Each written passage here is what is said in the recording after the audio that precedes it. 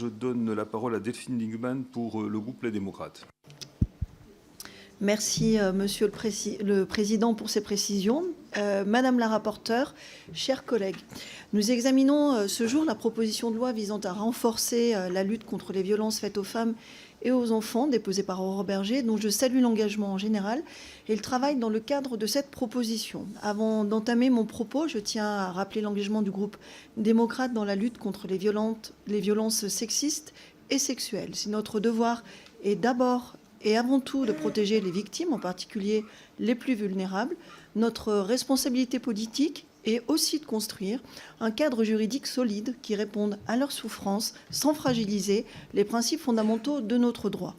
Pour que la loi soit forte et utile pour les victimes, il faut qu'elle s'appuie sur des fondements solides en droit, notamment au regard de nos principes les plus fondamentaux. Sinon, tout l'édifice que nous bâtirions serait fragilisé, peut-être pire encore, mis à bas au détriment des victimes, et alors même que c'est notre préoccupation commune. C'est pourquoi le groupe démocrate, bien que favorable à ce texte, et je tiens à le repréciser, souhaite évoquer quelques points d'attention sur l'article 1, visant à rendre imprescriptible l'action civile en matière de viol sur mineurs. D'une part, en droit français, la prescription est un principe essentiel qui garantit la sécurité juridique. Il limite les risques d'erreurs judiciaires liés à la disparition des preuves. Aucun système judiciaire ne pouvant dépasser l'obstacle lié au dépérissement des preuves, l'imprescriptibilité ne pourrait-elle pas faire courir le risque de susciter de faux espoirs chez les victimes, comme l'ont rappelé certains de mes collègues.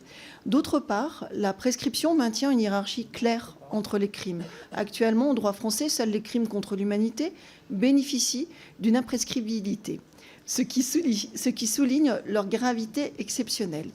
S'il n'est évidemment pas question de nier la gravité des viols et leurs conséquences, étendre l'imprescriptibilité au viol sur mineurs en matière civile risquerait de dénaturer ce principe et nécessiterait aussi de revoir beaucoup plus globalement l'échelle des peines.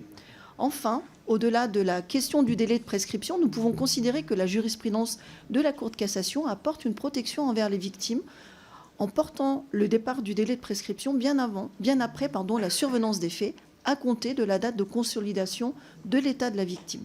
En ce qui concerne l'extension de la prescription glissante au cas de viol ou agression sexuelle sur majeur, le groupe démocrate soutient sans réserve cette mesure qui aligne le régime applicable aux majeurs sur celui des mineurs. La prescription glissante permet une protection renforcée contre les récidivistes et favorise l'égalité de traitement entre les victimes.